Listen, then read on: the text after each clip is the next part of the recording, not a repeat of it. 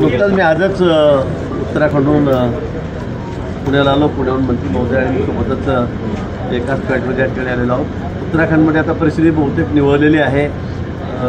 जे नशिबाने आपल्या देवाच्या कृपेने या ठिकाणी सर्व आपले जे यात्रेकरू होते, भाविक होते, ते सगळे सुखरूप आहेत.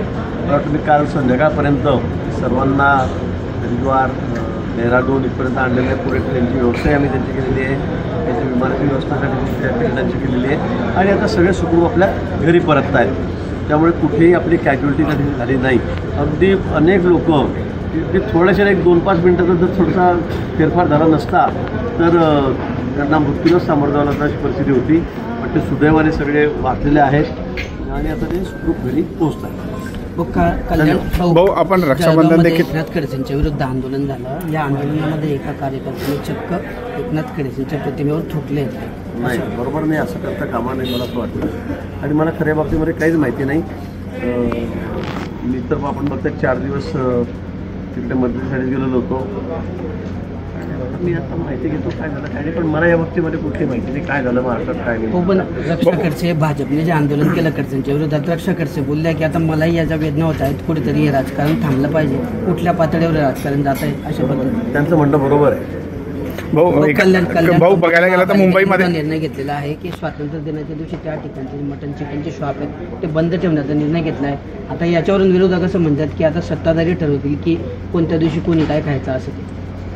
हा ज्याच्या ठिकाणचा प्रश्न आहे मला असं वाटतं. स्थानिक तिथल्या लोकप्रतिनिधींनी प्रशासनाने काही निर्णय घेतला असेल तर त्याला आपण काय म्हणू शकतो, त्याच्यावर टीका करण्याची गरजच नाही. कोण काय खावं कोण काय खायचं, पण तुम्ही कोणी काही म्हटलं तरी तुम्हाला विरोधकांना जे खायचं ते घ्या, जे प्यायचं ते प्या.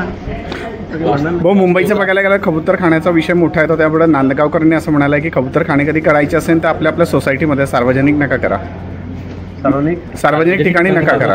बाळा नांदगावकर यांचं म्हणणं आहे. कबूतर खाण्याच्या बाबतीत मी पण त्या बैठकीला होतो, मिटिंगला होतो आणि त्या बाबतीमध्ये माननीय उच्च न्यायालयाने निर्णय दिलेला आहे. त्याच्यामध्ये की कोणता सरकारचा निर्णय नाही, पहिली गोष्ट तरी आहे. त्या संदर्भामध्ये उच्च न्यायालयाने निर्णय दिला आणि त्याची अंमलबजावणी महापालिकेने त्या ठिकाणी केलेली आहे. पण तरी काही कबूतरप्रेमी जे आहेत, पक्षीप्रेमी जे आहेत, त्यांचं म्हणणं होतं की नाही आम्ही त्याला तिथे देऊ. मग परवा खूप मोठा गोंधळ झालेला. मी त्या ठिकाणी बघितला होता, उत्तराखंडातून त्या ठिकाणी बघितलेला आहे. पण तरी दुसऱ्या दिवशी परवा पुन्हा सुप्रीम कोर्टाने त्याच्यावर बॅन केलेलं आहे.